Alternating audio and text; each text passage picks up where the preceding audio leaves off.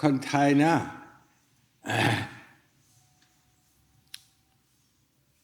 มีโทรศัพท์มือถือหลวงพ่อจะเก็บกิเลสโทรศัพท์มือถือให้นะในตู้เซฟฮะคนไหนที่ยังมีโทรศัพท์มือถือหลวงพ่อจะเก็บให้นอกจากคนที่อยู่1-2 วันนะ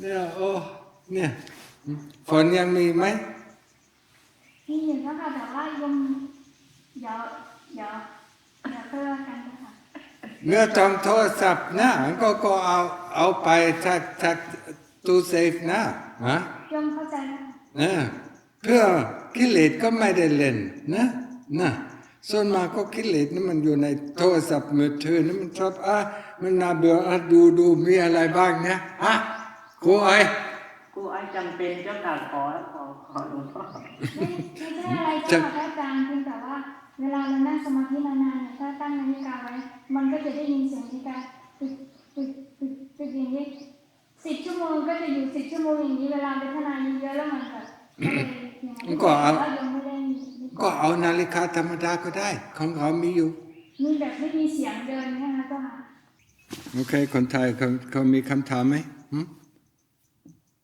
มีคำถามเรื่องภาวนาไหมไม่มีหลวงพ่อเก็บเฉพาะแล้วผู้ชายก็เอามาหมดนะแต่ผู้หญิงชอบเก็บมันสำคัญเนี่ยของเรามาภาวนานี่เพื่อภาวนามันหลอกกวนนะเดี๋ยวนี้สมาร์ทโฟนนะมันเปิดนะเดี๋ยวเสียงโทรมานะคนไหนก็ถามนี่เรื่องนี้คนโน้นก็ถามเรื่องโน้นอะไรมาที่นี่กี่วัน2 วันค่ะ2 วันค่ะเรามาภาวนาเดียวนะและอยากคุยกันนะไม่คุยเจ้าค่ะไม่คุยนอกจากบอกเดี๋ยวหลวงพ่อจะไปดูนะสาธุเจ้าค่ะนอกจากจะถามตารางเจ้าค่ะว่าทำอะไรบ้างอะไรอย่างนี้เจ้าค่ะ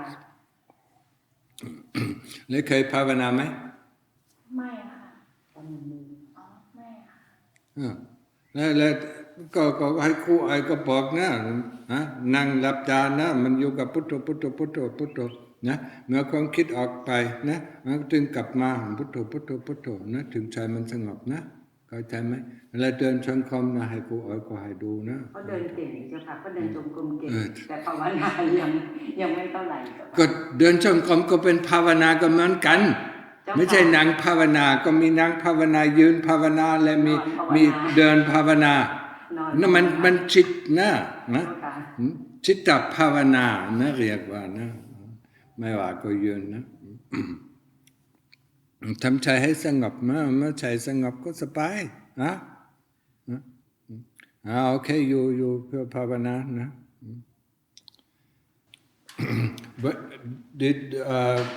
what kind of practice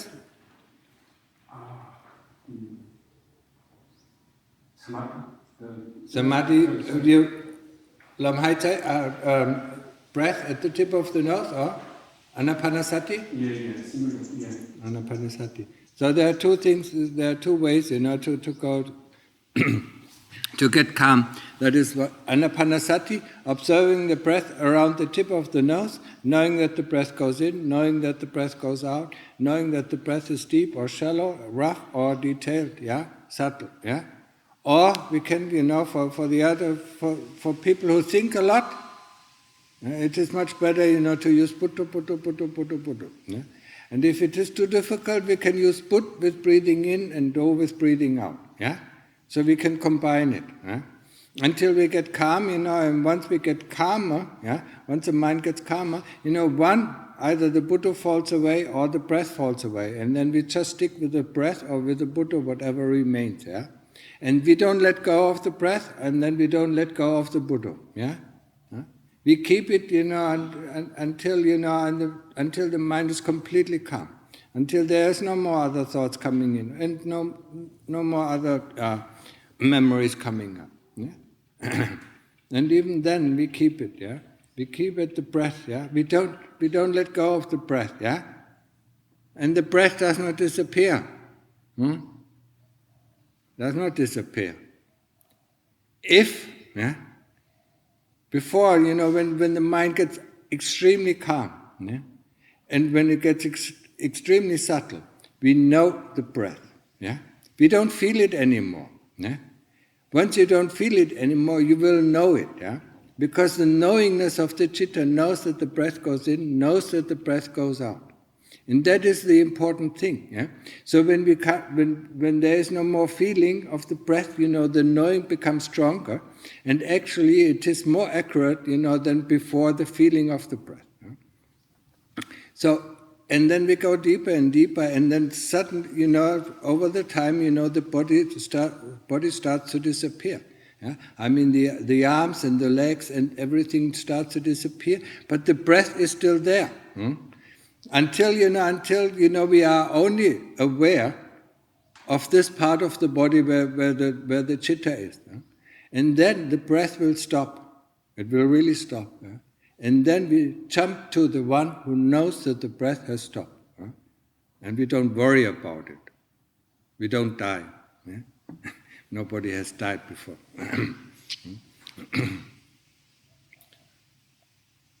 The breath, just remember, the breath does not disappear. It is only our interest that disappears. Because we have something better, to look for the feelings that arise, or that feeling that arise. Yeah? But the breath does not disappear. And it is the same with the Buddha. Yeah? When we repeat the Buddha, the Buddha, the mind becomes so one-pointed, yeah? Pretty much one-pointed, that we cannot think one Buddha anymore. Yeah? I mean, it gets so concentrated. And then we do the same thing. Then we jump to the knowingness. And then, yeah, the whole world disappears, the whole universe disappears, and we are gone. Yeah?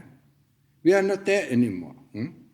So, I mean, if there's a nice example of this. It's called Appana Samadhi. Yeah?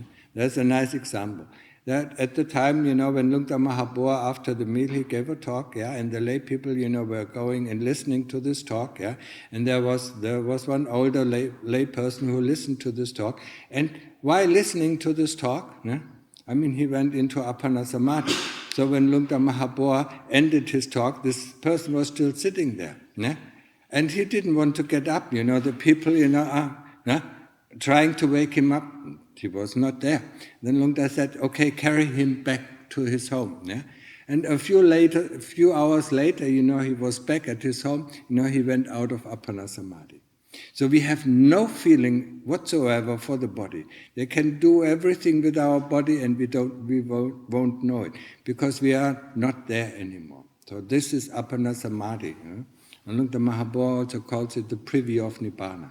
That's when we want to know what Nibbana is, that's where we go and have a look, yeah. And I can promise you, the moment you come out, you want to go back in again, yeah. Because this world is, the sense is constantly bombard us. Constantly there's this sense is the sense of seeing, the sense of hearing, the sense of touching, the sense of feeling, yeah, and so on. The sense of smelling. And these senses are constantly there and constantly bombarding us, constantly, creating troubles within the citta. Yeah? And when you come out of Appana Samadhi, you will see it very clearly, yeah? How much it is there. And if you have been in Appana Samadhi or even in deep Samadhi for a long time, yeah, you will see how your personality is created once you come out. Because at that time you don't have any personality. There is nobody there. Yeah? There is no man, there is no woman, there is no I, there is nothing there. Yeah? There is just the full experience. Yeah?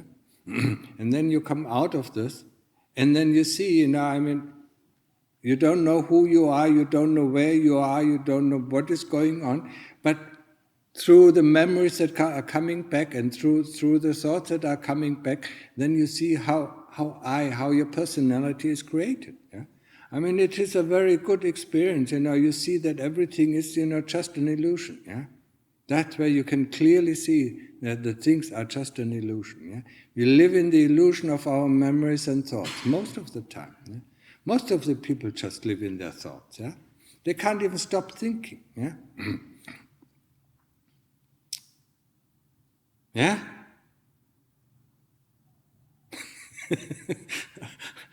We are so attached to our thoughts and memories. Yeah? We can't let go of them. Yeah? And that's why people, often people are afraid, even go into samadhi where the thoughts and memories are stopped. Yeah? But there's still, a wonderful world of experience. There's just pure experience without anybody, suddenly nobody is commenting on what this experience is. Yeah? Yeah? Nobody tells us, this is hearing, or this is seeing, or this is feeling, or this is touching, yeah? Or this is nice, or this is not so nice. Nobody is there who tells us. Yeah? But when we come out of samadhi, suddenly, that was nice. Yeah? So the kilesas are coming back and telling us what we experience. Yeah? How stupid are we? Do you need your friend, to tell you what you experience? Huh? If you don't know it yourself, who else will know it? Yeah? And the kilesas, and then you will see, the kilesas make a guessing game of what you experience. Yeah? It's not the same as the real experience. Yeah? But we live in this world. We live, yeah. For me, it's a very nice comparison if anybody has played any video games. Yeah? That is what our life is. Yeah? It is a video game called life. Yeah? We go in, we take on a personality, we play this game, and we adhere to the rules, the rules of our society, of this society, the French society, the Australian society, the German society. We play with the rules, yeah? And we try to advance, our personality, or advance this and advance that. At the end of our life, it's called end of game, yeah? And then we start over again, yeah? Just like, I find it so interesting when people are playing these video games. The moment it stops, they want to do it again and again and again.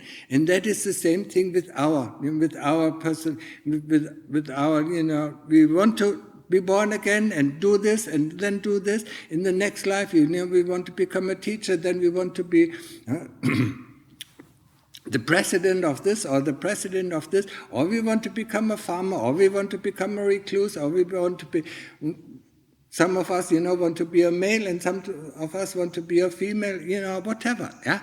And then this is over, and then we play another game, people can't stop playing these games, yeah?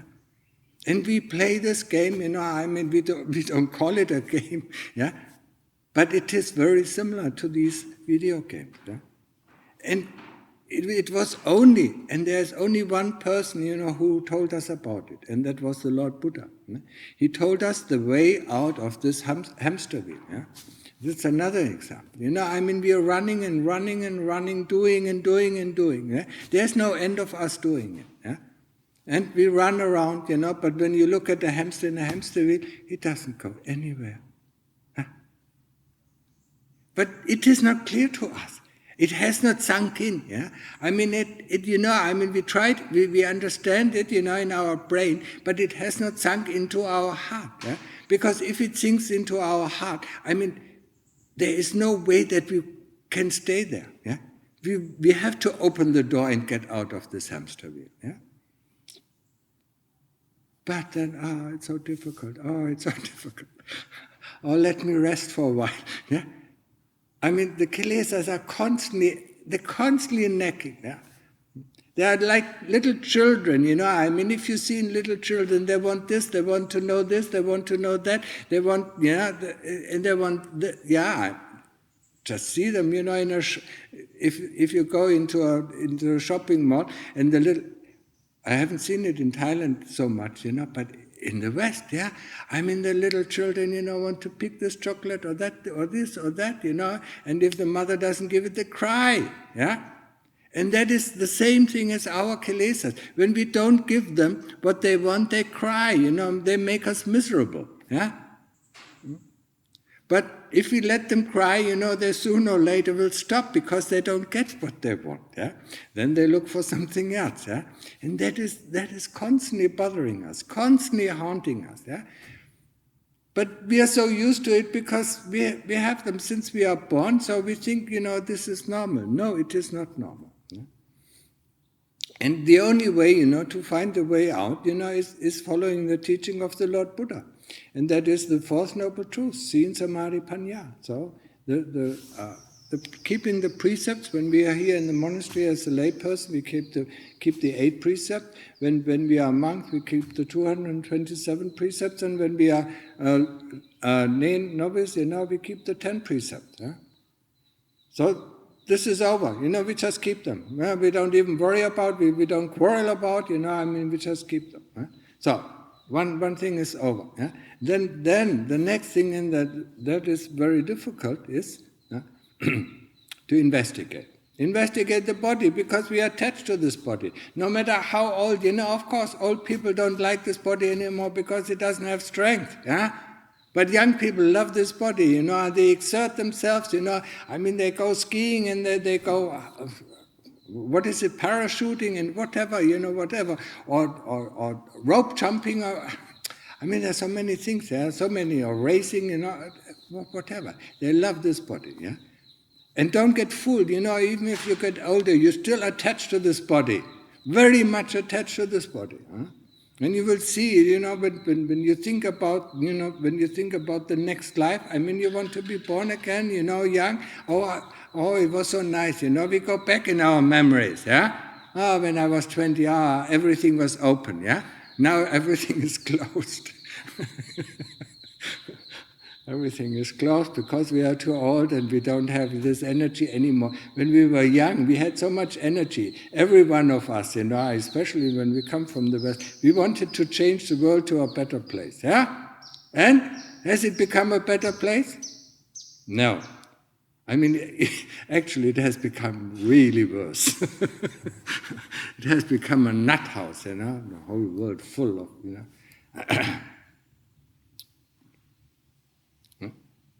So, this energy is gone because we have become, every year we get closer to death, yeah? Huh?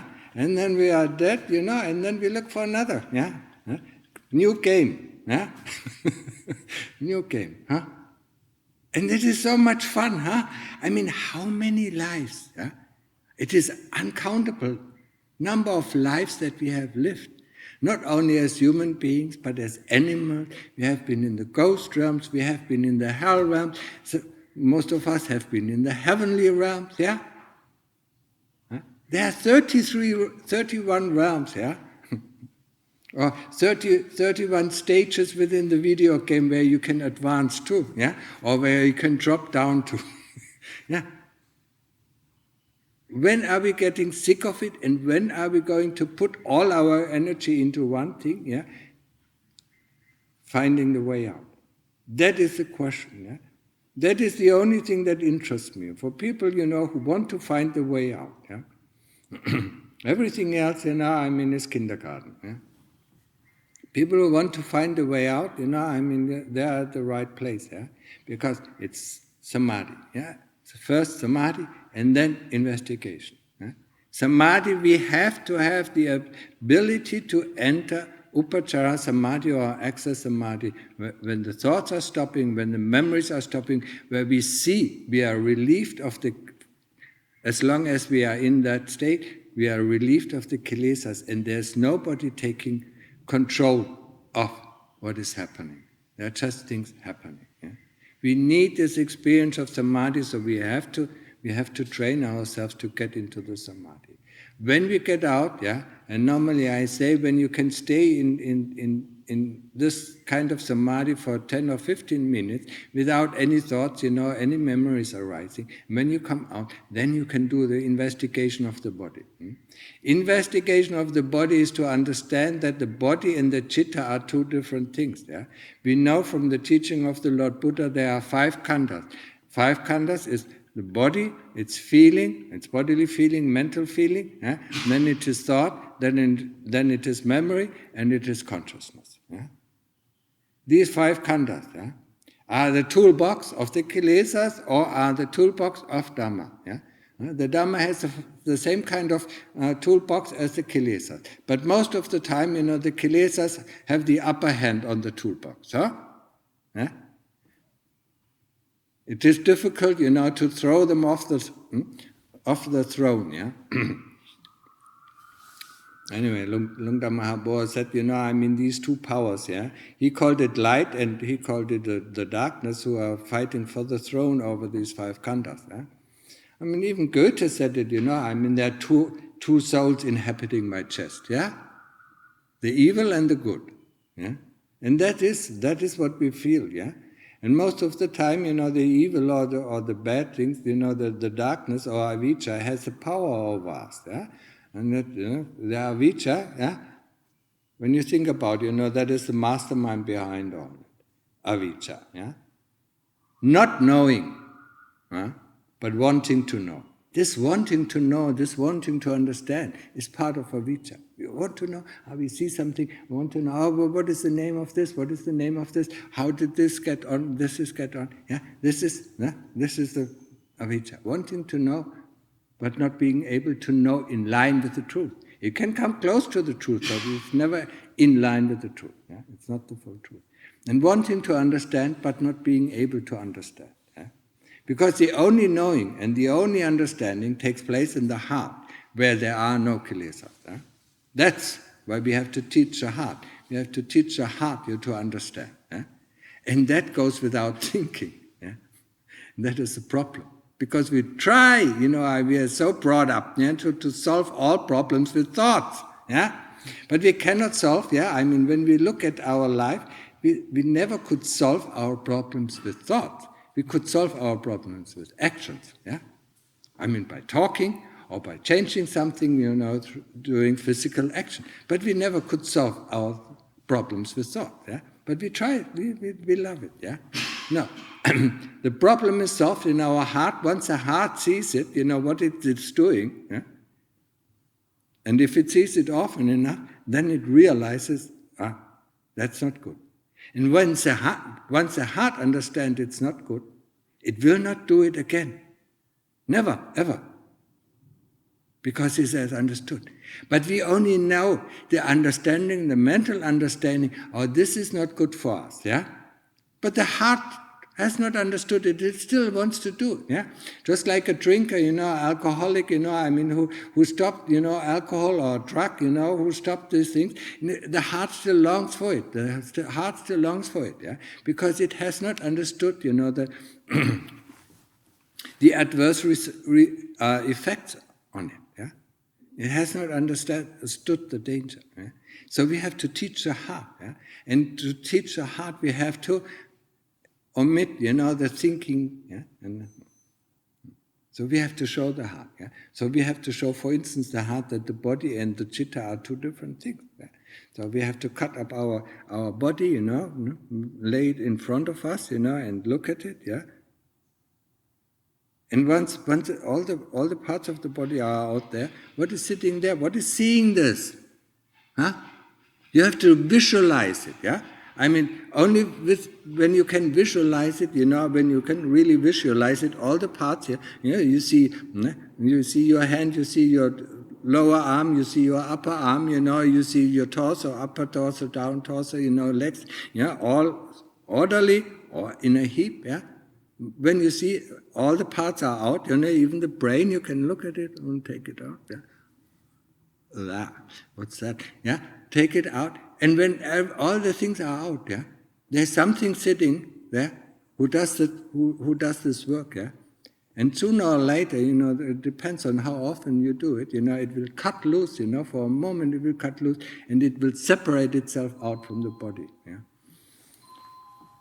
Thorsten. Was?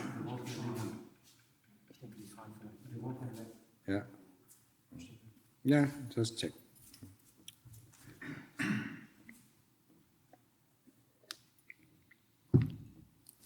This is one part that is important. It is, some people call it the second fetter, I call it the third fetter. The second fetter is not believing No, that is the first fetter. The second fetter is not adhering to the precepts, not following the precepts, breaking them, then taking them, breaking them, and then taking them. The first fetter, not to believe in heaven and hell, or not to believe in karma, not believe that there are beings in heaven and beings in hell. That is actually, for the Western mind, this is a problem. This is a strong fetter. Believing in ghosts, believing in heavenly beings. I mean, what we don't see. I mean, we are all we are all brought up very materialistic. So I mean, whatever we can't see with our eyes don't exist. I mean, there are little children, who can see devas. I mean, it is very easy for them to see devas. But the mother, look in the tree. There's a deva. That's a Ruka deva. And the mother, what does the mother say, or the father? Don't be crazy.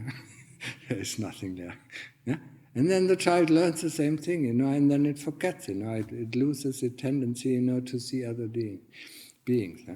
And so we don't believe it, Whatever we don't see with our eyes don't exist, And we have been brought up, every one of us, So this is a fetter, especially for the Western mind, For the Asians, they are more accustomed, They know, they are brought up, they are brought up with heaven and hell, and beings and devas and ghosts, So they start to believe, they tend to believe more, So for us, as coming from the West, this is a strong fetter. But if we overcome it, that's the first fetter. The second fetter is not keeping the precepts, and then keeping them and not keeping them, constantly fiddling around with the precepts.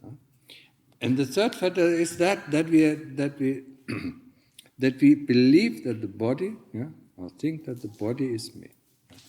And that is one of the examples. I mean, the Lord Buddha gave the example, he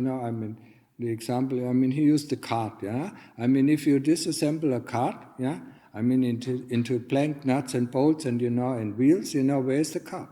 There's no cart. But the moment you assemble it back on, there's the cart.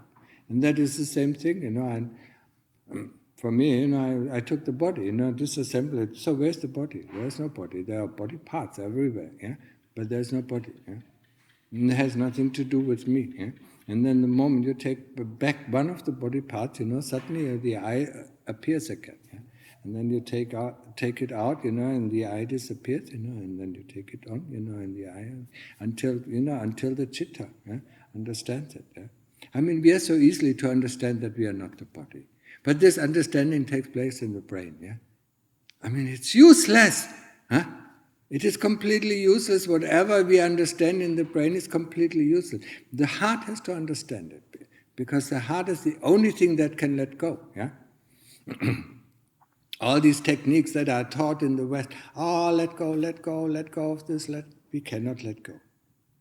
There's no way that we can let go, The heart has its own mechanism of let go. The moment the heart understands, it lets go of its own. We cannot force the heart to let go. And everybody of us, every one of us, has experienced it in his lifetime, That, there are certain things that we don't want to do, we still long for doing, or we still do, Because the heart has not understood, So letting go, I mean, I believed it when I came from the West, letting go, And then one morning, Lungta Mahaboy, in a talk, he said, there is no way that you can let go.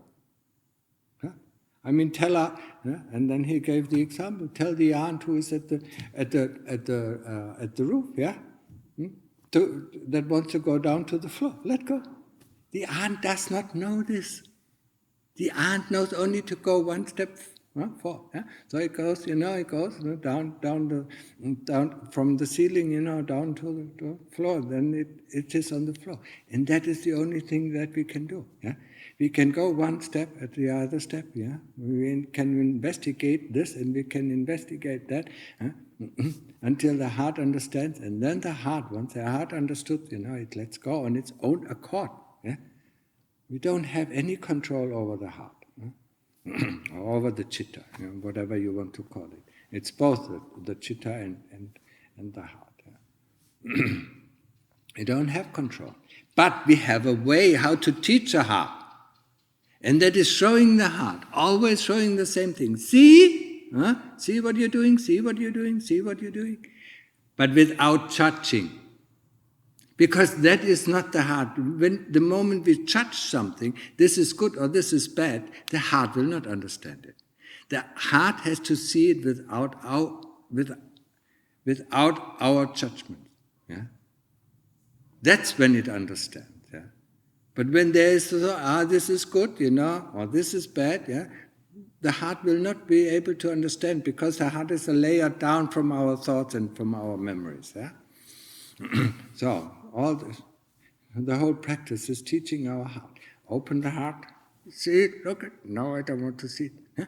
That's how it says normally. No, I don't want to see it. It looks the other way. When we show the heart, the disgusting nature of the body. No, I don't want to see it. No, I don't want to see it. Yeah. But it has to see it. Yeah. Because we are so attached to this body. Yeah. I mean, that's why we one life after the other, after the other, after the other, and we can't get enough of it. Yeah? So we have to understand, we have to understand first, we have to understand first that the body and the chitta are two different things, yeah? That's why I use the simile, the car and the driver are two different things, yeah? The driver has the command over the car. The car cannot do anything on its own. Just like the body cannot do anything on its own if there is no driver in the seat. Yeah? That's why when the chitta is gone, the body sits just like a tree stump there. Yeah? Doesn't do anything. Yeah? And the nice thing is when you really go into samadhi, you will see, you're in a completely erect and relaxed position and nothing moves there. There is no wish to move anything because there are no kilesas who want to move around. Yeah? That's when you see, the chitta is the commander of the body, yeah? And just like the driver is the commander of the car. Once the driver gets out of the car doesn't do anything. It doesn't go on its own. Yeah? It doesn't open the radio. It doesn't open the windows, yeah? And it doesn't start to drive forwards or backwards. Yeah? Yeah? But the moment the chitta, so you will feel it when you're in samadhi, when you train samadhi and you want to move, it's a chitta who wants to move the body. It's not the body that wants to move. It's not the body that feels the pain. It's the chitta that feels the pain. Yeah? Just like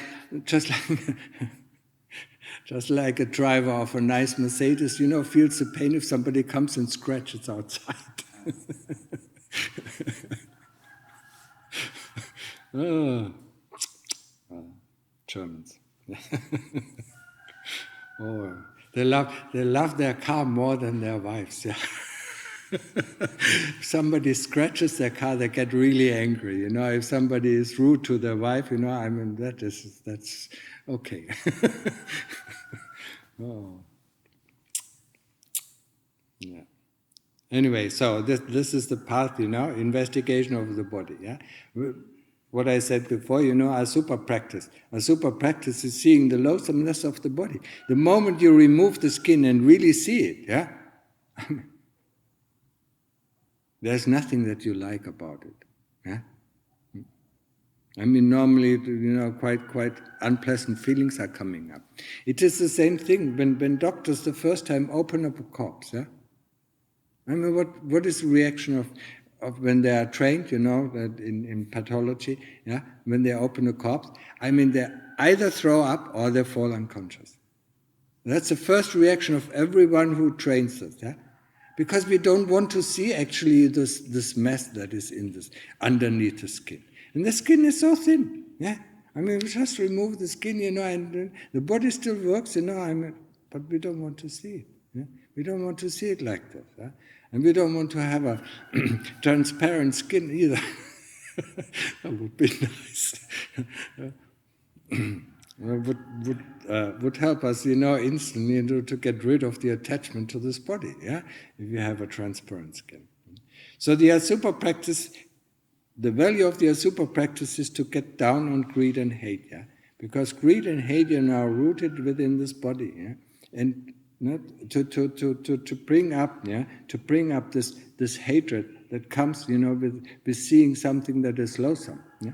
I mean, everybody knows of us, I mean, we all have the experience. If we see something not nice, or really disgusting, I mean, we get angry. Yeah?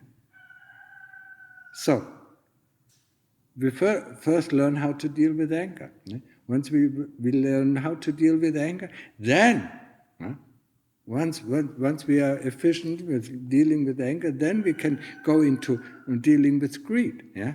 Because it is the other side of the metal. The other side of the coin, yeah, because greed and hate come in combination. I mean, you cannot get rid of hate, yeah, as long as there is greed there, and you cannot get rid of greed as long as there is hate there. Yeah? You can only get rid of them both at the same time. Yeah? Once you understand the nature of greed, and once you understand the nature of hate, yeah, and this has all to do with our body. Yeah? And that's why we need to do the asupa or loathsomeness of the body investigation. Yeah. I'm in the Western mind, when I was training in the West, I mean the people and the bhikkhus, the monks and the lay people say, why should I make the body loathsome? Huh? Why should I make the body loathsome? No! You don't make it loathsome, it is loathsome. Yeah? You just have to see it. Yeah? We don't have to make this body loathsome. We don't have to make this body ugly. When we open it up, we see how ugly it is, and we see, the reaction of the mind to it. Yeah? It doesn't want to see it. It turns its head around. Just like when we see a heap of shit, I mean, we don't walk into the shit, We put around, our eyes and look at something nice. Yeah? That is our constant way of behavior. Yeah? If we see something that we don't like, we look at something that we like. Yeah? So we are not suppressing anything. We don't suppress the thing that we don't like. Yeah? We just turn our way away. And that is the same thing that we do in samadhi. Yeah? When the thought is coming, we don't suppress this thought, or we don't suppress this feeling, or we don't suppress this memory. I mean, we just turn our way, turn our look onto something else. We did it all our life, and why is it suddenly suppressing something? Huh? No, it's not suppressing anything, we just look the other way around. Yeah? That's what we do all our life. Yeah? And we just use this technique, to get calm. Yeah? So whenever something comes up, a thought, a memory comes up, I mean, we look back at the Buddha or look back at the breath. Yeah? So we don't suppress anything. It's also many wrong beliefs in the West, about how to practice that. That we are suppressing things. Yeah? No, we don't suppress things. Yeah? If you suppress things, I mean, then you don't want to see them and you push them down. Yeah? But we just want to see all the things that are coming up, look at it, and then put it away. Look at it, put it away. Look at it, put it away. Look at it. Until there's nothing, nothing stored anymore in our heart. Yeah? And samadhi is the practice of the heart. Yeah? And then when you do this kind of practice, I mean, for the first few years, I mean, all the shit, all the shit that you have stored up and suppressed in your life, really suppressed, because you avoided this situation, you avoided that situation, or you put down your anger, or you put down your frustration. It is still here. It's still here in the heart. The moment you open, the wall to your heart, that is locked by 7 locks, heavy locks, and then everything, I mean, just comes out. And this you will have to accept. It is very painful. It can be very painful. You have to accept whatever comes out of the heart. You just look at it, and you put it away. You look at it and put it away. If something is stubborn, and comes often, then you start to investigate it. What is behind it?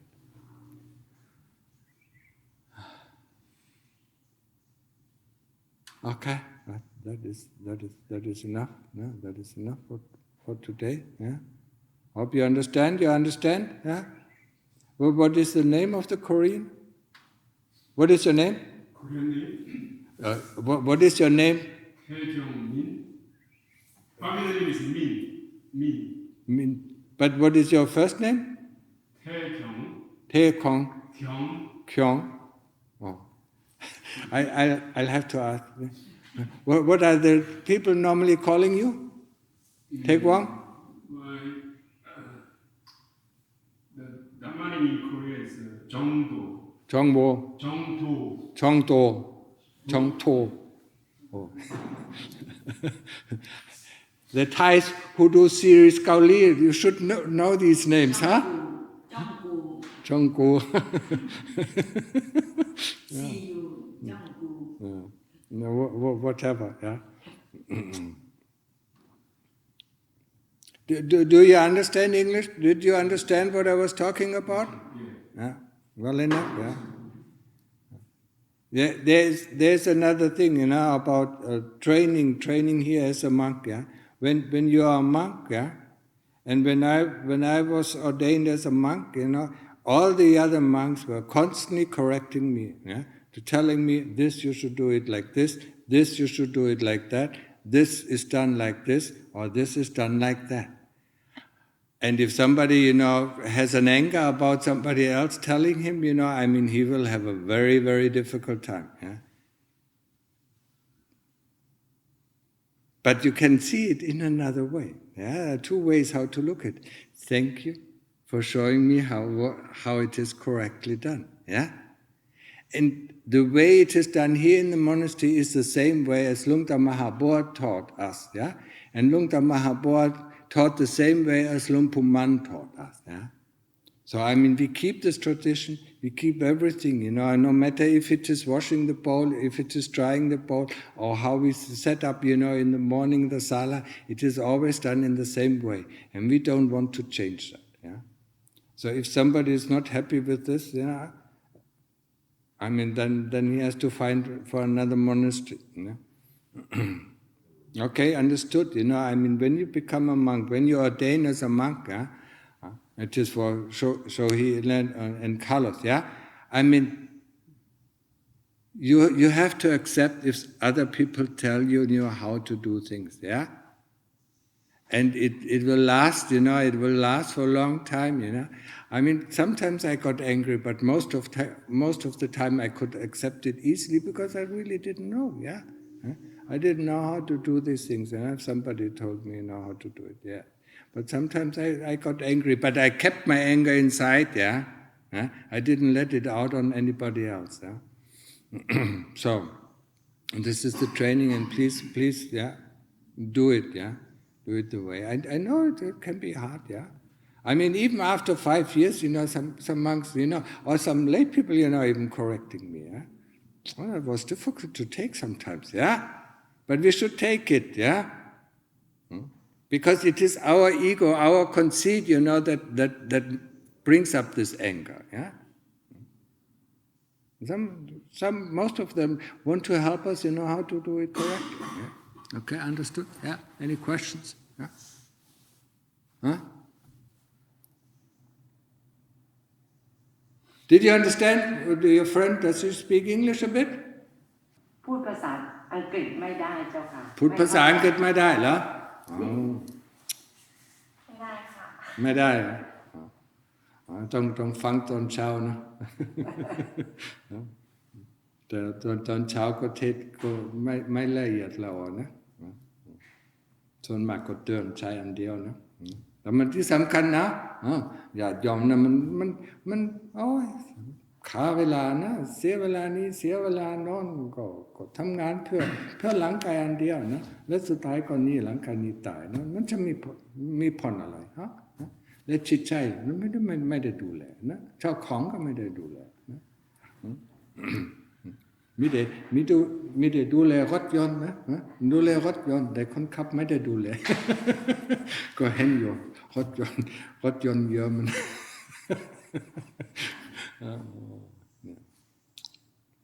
So there are some questions here. I hope they are short, then let's answer them. I wanted to ask if the attachment to the body and its constant need for sense pleasures slowly dissolves as one practices for the investigation. Yes. For example, does one become better at bearing the cold and hot, pain, hunger, etc. as a result of this exercise? Yes. Yeah, I mean, what shall I say? Yes. But you have to do really body investigation. I mean, if you look for these results, then you have not done body investigation correctly. Yeah? You will see it. Yeah, over the time, hunger doesn't affect you anymore. You can. I mean, I thought, when I was fasting, I looked at delicious food. It didn't interest me. Yeah.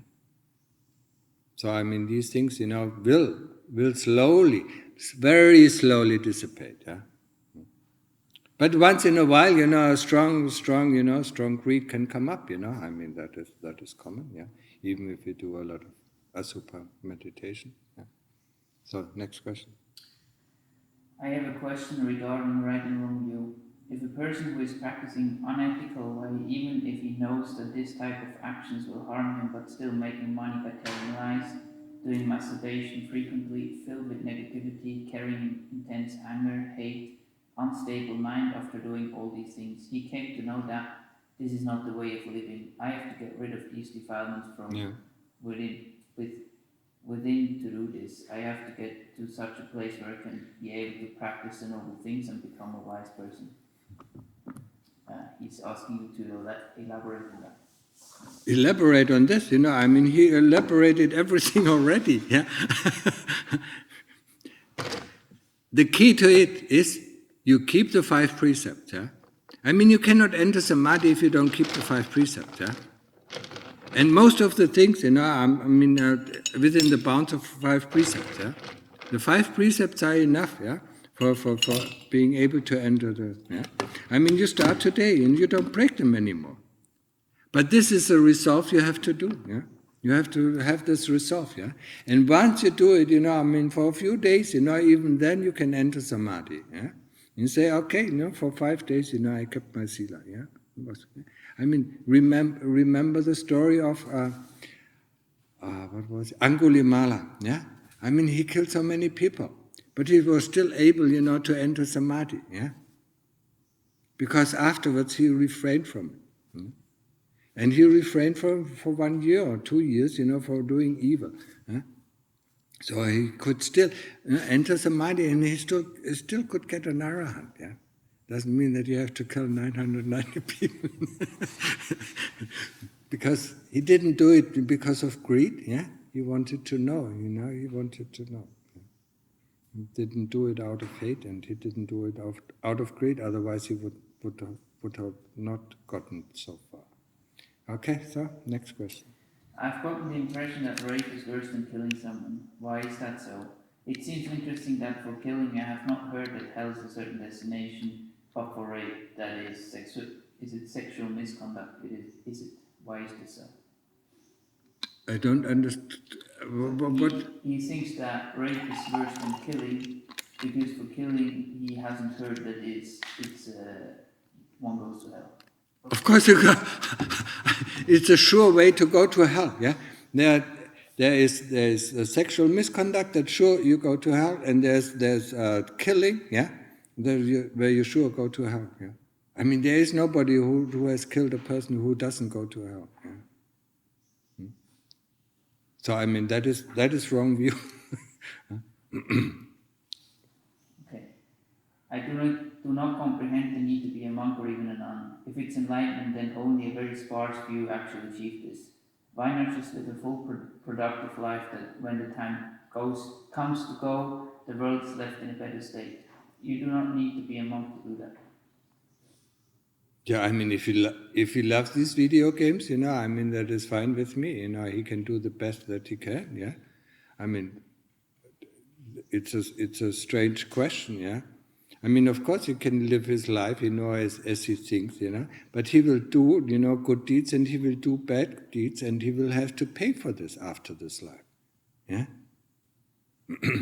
I mean, if you want to get out of samsara vata, or if you want to get out of the hamster wheel, This is only the place, I mean, you listen to the Lord Buddha, about, karma, the results of karma, Why we are born is because of karma. What we experience during this life is because of our karma from previous lives, and what we do in this life, we will reap in the next life, yeah?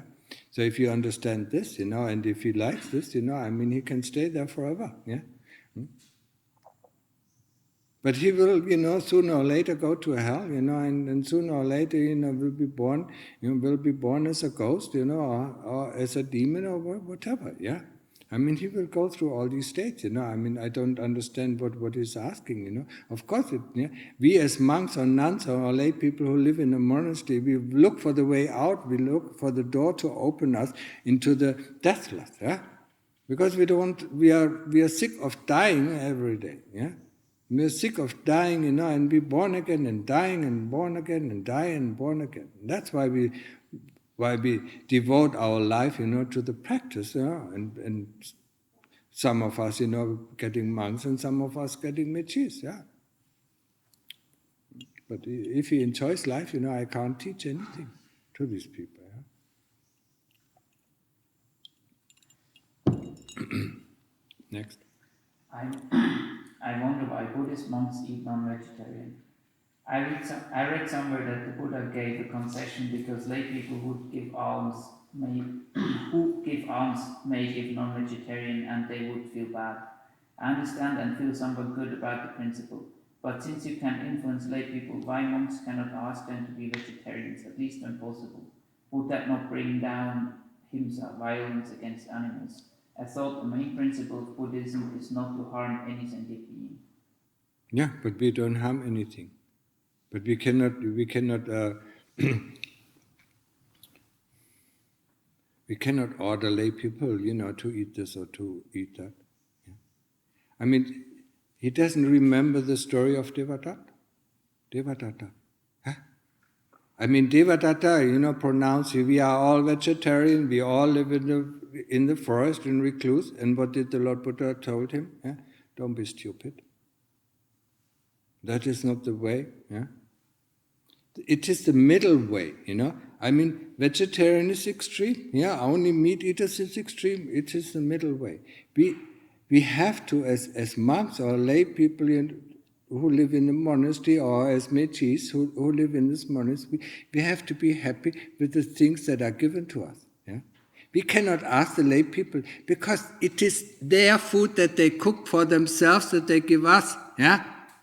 If they like, meat, then they give us part of the meat. If they like vegetarian, then they give us vegetarian food, yeah? We cannot, yeah? I mean, we cannot tell them, what they have to like and what they have to dislike. It is their life and they have to be responsible. And it is a wrong view that when you eat meat that you harm animals. It is only the people who slaughter, yeah? Who kill these animals, who go against the precept. It's not the people who eat meat who go against the precept. And it's typical Western idealization, yeah. It's just like the idea, I mean, we can change the weather. Yeah? We can change the climate. Yeah? Who are we? We are little ants on this planet. Yeah? It's the same thing. We cannot change the people. We cannot change the inclination of people. We can be just, we have to be happy with whatever is given to us. If it is not given to us, we cannot ask for it. Yeah? Unless it is food that we need for our body, that we can go and ask for alms. Yeah? If the people give us, fine. If the people don't give us, fine. Yeah? Huh? I mean, when you go as a Mangun Tudong and you get only rice in your bowl, then you eat only rice. Yeah? Huh?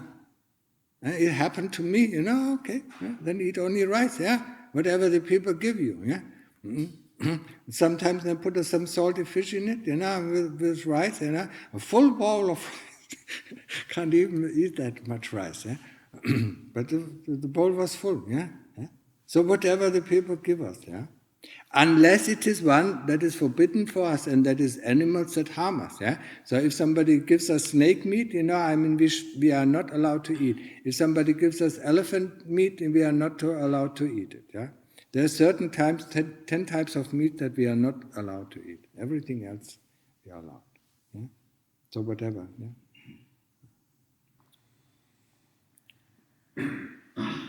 I feel a tingling sensation at the center of the chest and slightly towards the left of the heart.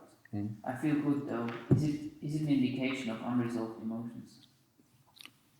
No. It can be just if he feels well, it can be just a feeling of well-being. But he should not concentrate on this. Huh? He should concentrate on this Buddha, or he should concentrate on his breath, whatever. Yeah? We're not interested in what is going on. Yeah? Whatever experience we have this experience. Yeah? And we don't want to make out, what it is and what is not. Yeah? If it is a problem of the heart, it will appear sooner or later. Yeah? It will come up by itself. Yeah? Okay. After 1 hour of my morning sitting, I do the assembling and disassembling of the body parts and the suva for half an hour. If I see lust coming up when I see girls and women on the streets, I immediately strip their skin and see my lust fading away. Yeah.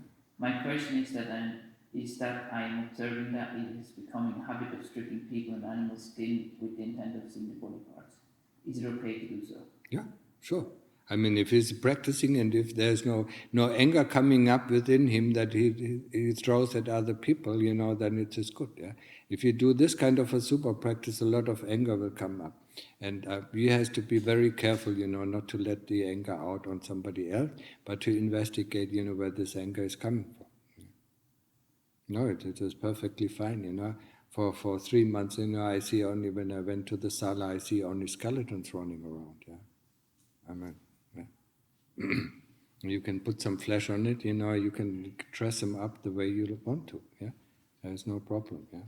It helps reduce a lot of the greed, it helps reduce especially raga tanha, yeah, sensual desires. So, yeah, perfectly fine. I associate myself with sick and old people. When I see them in person, sometimes I cry because with the feeling of, I too get old, I too get sick, I too die. I don't feel like talking to people, but my parents and few friends said that I'm depressed. Or should I? Well, that's a question. Well, yeah, I don't understand the question. So he associates with old people. Yeah, this I understand, but what is it? And his family and friends say that he's depressed, and probably he's asking if this is normal.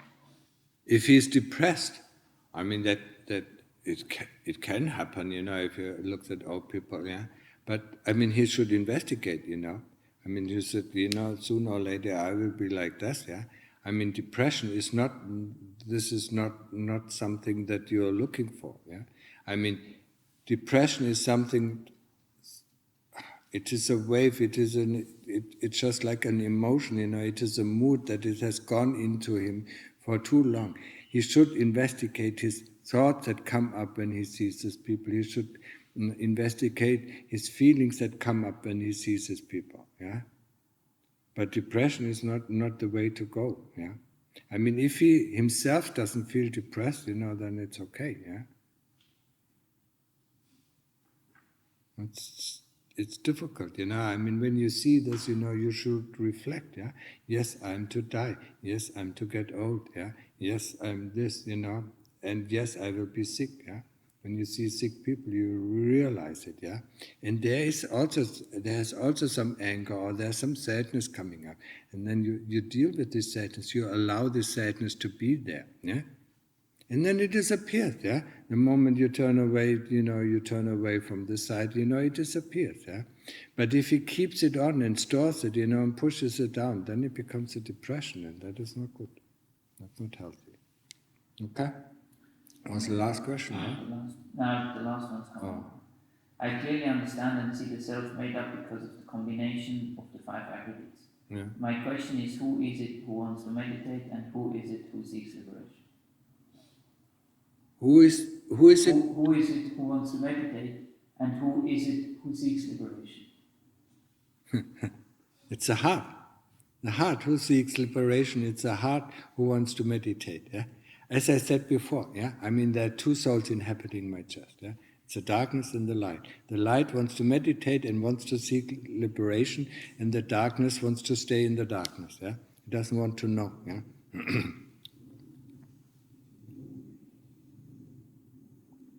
And as long as you have not removed, yeah, I mean, you can call it, you can call it as the kilesas. The kilesas are the fangs of avijja or the soldiers of avijjas. They are grouped into three armies: greed, hatred, and delusion. Yeah, and you have to, and they are normally tracking you all the time.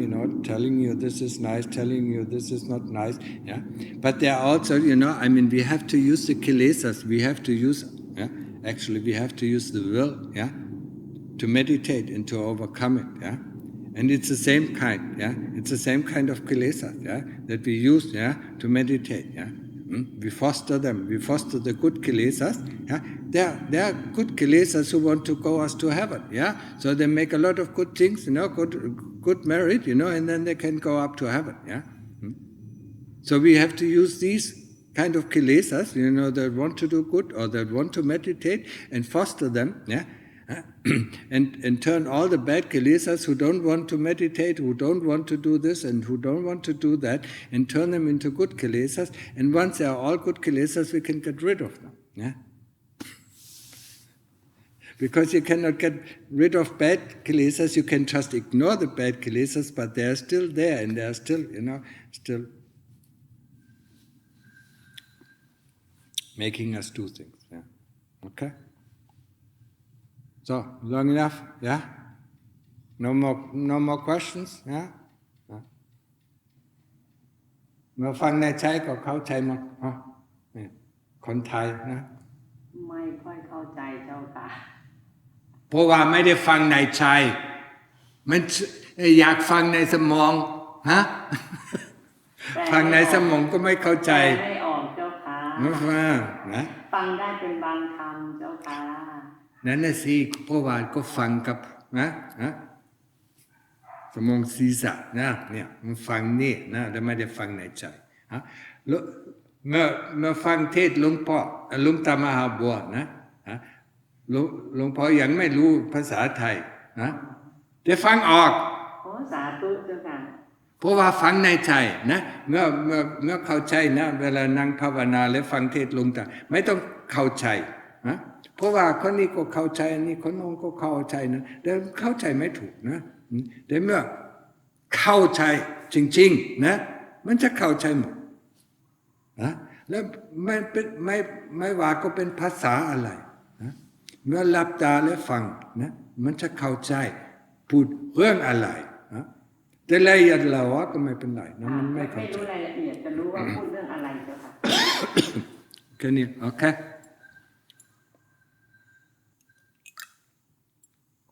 The same, yeah. When you listen to a talk, I mean a Dhamma talk, not exhortation of Dhamma. If you listen to a Dhamma talk that comes from the heart, and then you listen with your heart, you get instantly calm. Yeah? You don't need to understand what he's saying. Yeah? The heart will understand. Yeah? This key, this key practice. Luang Ta Mahabodhi said, when he started, yeah. When the teacher said, the Dhamma comes from the heart, Luang Ta Mahabodhi said, no, the Dhamma comes from the books. And then the teacher says, no, the Dhamma comes from the heart. No, the Dhamma comes from the book. Yeah? I mean, it took him quite a while, to understand, the Dhamma really comes from the heart. Yeah? But it takes some time. Yeah? But it's a very nice way, I mean, you can listen to Luang Ta Mahabodhi's talks in Thai, I mean, it is very difficult for most of us to understand it, yeah? You just listen, to the words coming up, yeah? When the words are coming up, yeah, sometimes, even the next word, before you even hear the sound. Yeah? That is the way how to listen to the heart, yeah? And then you understand much clearer, yeah? You don't need the languages, yeah? They are confusing, yeah? Babylon, yeah? The Tower of Babylon. Yeah. Because they didn't listen to the heart anymore, they used the languages, yeah? And then, of course, they didn't understand each other. Yeah. Even if you use the same language, yeah? Even if you use the same language, you don't understand your friends, or you had constantly a fight with your husband, yeah? using the same language. Misunderstanding is there. If you would have listened to the heart, if you understand, if you talk to each other with the heart, you understand it. I tried it out, with my father. Yeah, once I trained it, and I could listen with my heart. Yeah, and then my father talked about this and this, but his heart said something completely different. I was surprised. Yeah. He just uses, to talking about this, to say something. The heart, was completely different. Yeah? I was surprised. And then I reacted to this, and then he was surprised. I reacted to the language of his heart, yeah. And then he was surprised, because normally, you expect, you're talking about something, you expect the other person to answer to what you're talking about, but when you answer to what the heart tells you, then he was pleasantly surprised. Yeah, okay. Enough for today.